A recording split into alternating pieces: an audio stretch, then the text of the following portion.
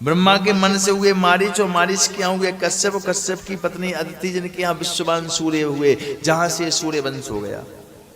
और सूर्य के यहाँ हुए श्राद्ध देव, श्राद्ध देव की पत्नी श्रद्धा के यहाँ 10 संतानें हुई। ऐसे वंश आगे बढ़ा। आगे इसी वंश में व्यवस्थित मनु हुए जिनके यहाँ कोई संतान नहीं थी। देखो इस परिवार की एक विशेषता रही है सूर्य वंश की, संतान बहुत कठिन तरीके से हुई, बहुत मुश्किल से। ये वृद्ध हो गए, कोई इनके यहाँ संतान नहीं थी, इन्होंने पुत्र एष्टि यज्ञ किया तो यज्ञ का कर्म बिगड़ गया। कर्म बिगड़ा तो संतान तो हुई, लेकिन बेटे की जगह बेटी हुई। कभी कभी लोग कहते हम अच्छा कर रहे थे, अच्छा किए, बुरा क्यों हो गया। मैं बताता हूं, जब कोई तुम अच्छा कार्य करते हो, धर्म करते हो, बुरा कब होता है। देखो किसी भी अच्छे कार्य के लिए करने के लिए 3 कार्य आपको करने होते हैं। 3 प्रकार की शुद्धि होती है। जब भी तुम दान करो, धर्म करो, कथा करो, यज्ञ करो, कुछ भी पूजा पाठ करो, इसमें 3 शुद्धि रखना। देवी भागवत महापुराण में चूंकि विस्तार से बताया है इस यज्ञ के विषय में। यज्ञ करो, दान करो, तप करो, कुछ भी करते हो 3 शुद्धि होंगी तो सफलता प्राप्त होगी, नहीं तो कहीं ना कहीं। सबसे पहली है धन शुद्धि। याद रखना, जो धन है उस धन को शुद्ध लगाना। अन्याय उपार्जिता धना यह लोक न परलोक, न इस लोक में सुख देगा न परलोक में अन्याय से कमाया हुआ धन। सबसे पहले धन शुद्धि। धन शुद्धि, कौन सा धन लगाया जाता है धर्म में? जो तुम्हारा ईमानदारी से कमाया हुआ है। दूसरा है कर्म शुद्धि। जब तक तुम्हारा अनुष्ठान चलता है, पूजा पाठ नियम या मंदिर जाते कुछ भी, तो फिर कर्म को भी शुद्ध रखिए। ऐसा नहीं कि उल्टे सीधे कुछ भी कर्म कर रहे हो और वो भी कर रहे हो, फिर कह रहे हैं हम इतना अच्छा करते फिर भी अच्छा नहीं मिलता। तीसरा है मंत्र शुद्धि। मंत्र शुद्धि से अर्थ है ब्राह्मण शुद्धि। जो तुम्हारे पूजा पाठ को कराने वाले हैं, जो तुम्हारे उस कार्य को या जो भी तुम्हारे आयोजन को करवाने वाले हैं, उन्हें ब्राह्मण शुद्धि। अगर ब्राह्मण शुद्ध है, आयोजक वो है, तो सब शुद्ध रहेगा। अब तुम सोचोगे ये भागवत के नियम में आया है चूंकि पहले, हाँ, कि कैसा वक्ता होना चाहिए, कैसा श्रोता होना चाहिए, कैसा तुम्हारा पूजा पाठ कराने वाला होगा। अगर भगवान का भक्त है तो तुमको भी भगवान से जोड़ेगा। अनेक धर्मों के चक्कर में पड़ा है स्वयं, तो वो ऐसा जो ईमानदार हो, भगवान में भक्त हो। अब तुम कामी को लाओ, क्रोधी को लाओ, लोभी को लाओ, तुम लोभी से अनुष्ठान करवा रहे हो। अब उसे तो लोभ की पड़ी कि तुम्हें जितना ले पाओ तो ले लो, बात खत्म। तुम्हारे कल्याण की थोड़ी पड़ी है, बताओ पड़ी क्या? क्रोधी को लेकर आओगे, तुम कितनी सेवा करोगे, एक बार क्रोध आ गया तुम्हारा। मैं ये नहीं कह रहा, मैं सत्यता बता रहा। मंत्र शुद्धि से अर्थात जो विधि विधान से कार्य को ईश्वर की भक्ति समझ के कार्य करे, जो परमात्मा का भक्त हो, जिनको यजमान पे आसक्ति ना हो कि यजमान कुछ देगा। मैं जब बैठता हूँ तमाम वक्ताओं के बीच में या कोई हो, तो एक निवेदन करता हूँ कि देखो सभी ब्राह्मणों से कि ये सोचकर कभी कार्य मत किया करे कि कार्य यजमान का है। हमेशा ये सोचकर कार्य करिए कि कार्य भगवान का है, यजमान का नहीं, भगवान।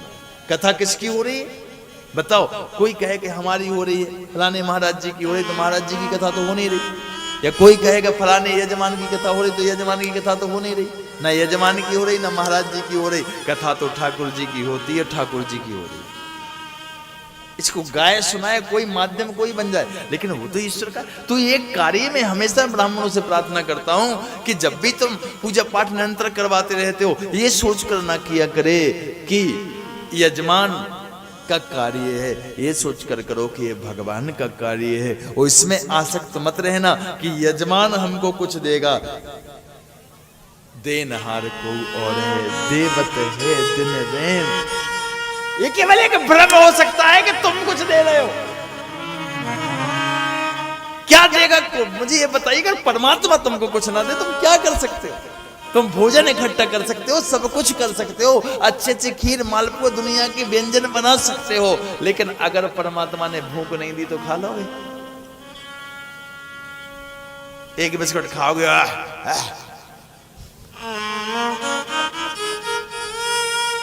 महत्वपूर्ण क्या है? भोजन नहीं, भूख।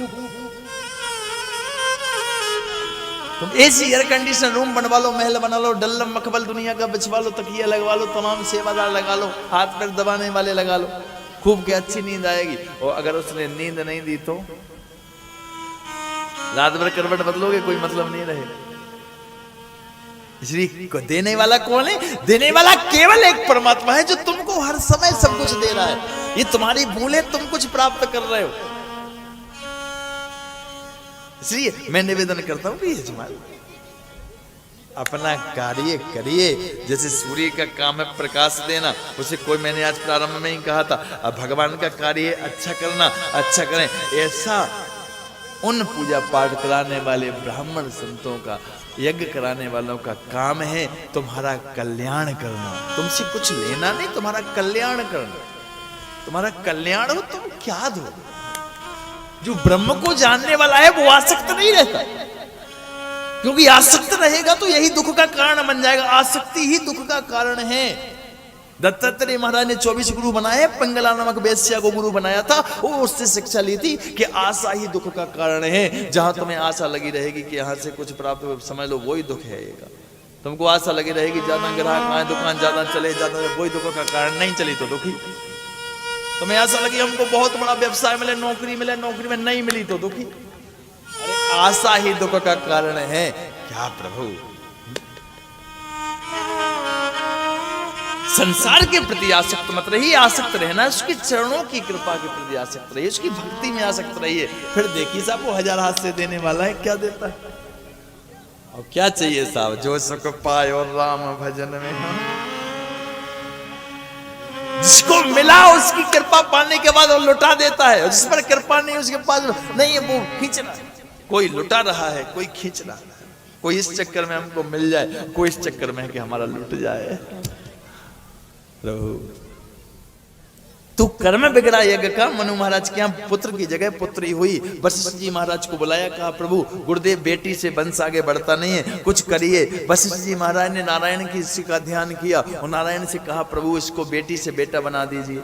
नारायण बोले ऐसा कैसे हो सकता है। बोले प्रभु तुम सब कर सकते हो, ये तो तुम्हें कहना ही नहीं है कि ऐसा कैसे हो सकता है, क्योंकि ये तो मैं जानता हूं ना कि तुम क्या नहीं कर सकते हो। भगवान बोले तो ठीक है, जब तुम जानते ही हो तो बेटी से बेटा बना दिए, चलो। अब बड़े हो गए, राजकुमार बन गए, सुदम्न नाम था। और एक दिन मेरू पर्वत की तलहटी में घोड़े पे से गए और जैसे ही वहां पहुंचे जंगल में तो उनका घोड़ा घोड़ी बन गया, ये पुनः स्त्री बन गए। लौट कर आए तो राजा ने देखा मनु महाराज ने कि जब तक बचपन से तो बड़ा हुआ तब तक तो बेटा बना रहा, और जवान हो गया, विवाह योग हो गया तो फिर बेटी बन गया, फिर पुत्री बन गया। फिर बुलाया गुरुदेव को, बोले गुरुदेव ये क्या हो गया। फिर भगवान की स्तुति की। भगवान ने फिर कहा क्या बात है वशिष्ठ जी से। बोले प्रभु वो फिर स्त्री बन गई, उसको फिर पुरुष बनाओ। भगवान बोले देखो अब ज्यादा खेल नहीं होता, एक आध बार बना दिया। बोले प्रभु तुम क्या, तुम सब कर सकते हो, कर दो। भगवान बोले तो देखो अब हम केवल इतना कर सकते हैं कि 1 महीने पुरुष और 1 महीने स्त्री रहेगा ये, अब स्थायी तो बनेगा नहीं। और ये राजा ऐसे हुए थे सुदम्न, जो राजा परीक्षित जी, सुखदेव जी महाराज कहते हैं राजन 1 महीने पुरुष हो बन जाते थे और 1 महीने बन जाते थे स्त्री। इधर परीक्षित ने पूछा गुरुदेव ऐसा क्या था वहां, उस समझ में नहीं आया कि उस मेरू पर्वत की तलहटी में ऐसा क्या था कि घोड़ा घोड़ी बन गए या पुरुष से स्त्री बन गए। बोले था कुछ नहीं, ये महादेव का काम है। बोले ओगरदानी महादेव है, और महादेव को ये पता नहीं रहता कब क्या करना है, वो तो बिना बेचारे ही दे देते हैं, बिना बेचारे कर देते हैं। तुम्हारे जो समझ में आ गया तो कर दिया। बोले एक बार पार्वती के संग में गए, पार्वती शर्माई, यहाँ पुरुष वर्ण के कई जीव हैं, तो कह दिया जो भी आएगा चिंता ना करो, वो स्त्री बन जाएगा। तब से कोई जीव जंतु मेरू पर्वत की तलहटी में जाता है वो स्त्री बन जाता है। मैं आप लोगों को बताता रहता हूँ कथाओं में कि किसी भाई बंधु को यदि स्त्री बनने का शौक हो, किसी को महिला बनना हो तो पता मैं बता रहा हूँ, मेरू पर्वत की तलहटी में जो भी जाता है वो स्त्री बन जाता है। ऐसी वंश आगे बढ़ा, और जब आगे बढ़ा तो इसी व्यवस्थ मनु के ही वंश में महाराज नाभाग हुए। नाभाग के अम्बरीश, अम्बरीश के 3 पुत्र हुए, ब्रूप केतु मानो शंभु। फिर ये वंश आगे बढ़ा तो इसी में राजा पुरुकुत्स हुए, जिनको नागों की बहन नर्मदा से इनका विवाह हुआ। उनकी यहाँ 6 संतानें हुई, ऋषिरंजु, हरियंश, अर्ण, त्रिबंधन और सत्यव्रत। जिनका नाम सत्यव्रत था इन्हीं का नाम पड़ा महाराज त्रिशंकु। त्रिशंकु के यहाँ ही हुए सत्यवादी राजा हरिश्चंद्र, और हरिश्चंद्र के यहाँ हुए रोहित, रोहित के यहाँ हरित, हरित के यहाँ चंप, चंप के यहाँ सुदेव, सुदेव के यहाँ ब्रक, ब्रक के यहाँ बाहो को मर गए, कोई संतान नहीं हुई। परीक्षित ने कहा प्रश्न आगे वंश कैसे बढ़ा? बोले रानी जब वो सती होने लगी तो देवताओं ने रोक दिया कि तुम गर्भवती हो, अभी तुम सती ना हो, तब ये रुक गई। लेकिन जिसका पति संसार से चला जाए, जिसका राजा, उसका कौन? वो तो अनाथ हो। दुश्मनों ने सोचा इसको मार दो, जहर खिला दो, ये मर जाए, इसका पुत्र मर जाए, जहर खिला दिया। लेकिन साहब जिसका कोई नहीं उसके तुम हो, जिसका कोई ना हो इस संसार में, परमात्मा को भज ले। बहुत साथ भगवान ने कह दिया जहर से कि तुम अंदर तो जा रहे हो लेकिन अब गुण मत दिखाना, जिसने बच्चा हो संग में आ जाना। और जब बच्चे का जन्म हुआ तो जहर को संग में लेके आए। जहर को पर्यायवाची में गर कहते हैं। गर को संग में लाने से ही इनका नाम पड़ा था महाराज सगर। सगर की 2 पत्नियां हुई, एक यहाँ हुए, एक पुत्र जिनका नाम था असमंजस, और एक यहाँ हुए 60,000 कल्पना मात्र से। इन्होंने अश्वमेध यज्ञ किया, घोड़े को छोड़ा, घोड़े को कपिल भगवान के आश्रम में इंद्र ने छल करके बांध दिया। जब घोड़े को ढूंढने भेजा तो ये 60,000 गए, और जब गए तो देखा कपिल भगवान के आश्रम में घोड़ा बना है। जैसे ही बंदा देखा, अरे बोले पकड़ लो, यही है। और बिना बेचारे जो करे, जैसे ही पकड़ने गए तैसे ही कपिल भगवान ने नेत्र खोले, सो जल कर वहीं भस्म हो गए। जब नहीं आए तो उन्होंने अपने दूसरे पत्नी के पुत्र असमंजस को घोड़ा ढूंढने के लिए भेजा। असमंजस ने पूरे जीवन भर घोड़े को ढूंढा लेकिन ढूंढ नहीं पाए। इनके पुत्र हुए अंशुमान।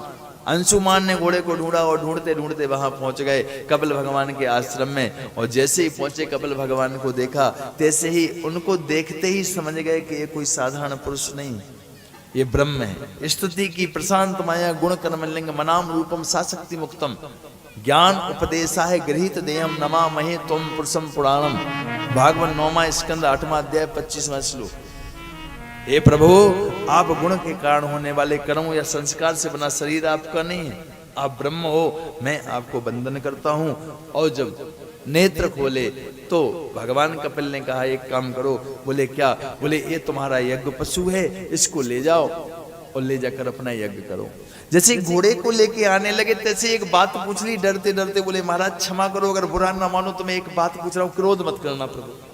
बोले हाँ पूछो बेटा। नहीं, क्या पूछ रहा है? बोले ये तुम संत का आश्रम है, इसमें मानव की हड्डियां क्यों डली हैं? मानव कंकाल डले थे वहां, अध जले हड्डियां पड़ी हैं, ये क्यों डली हैं?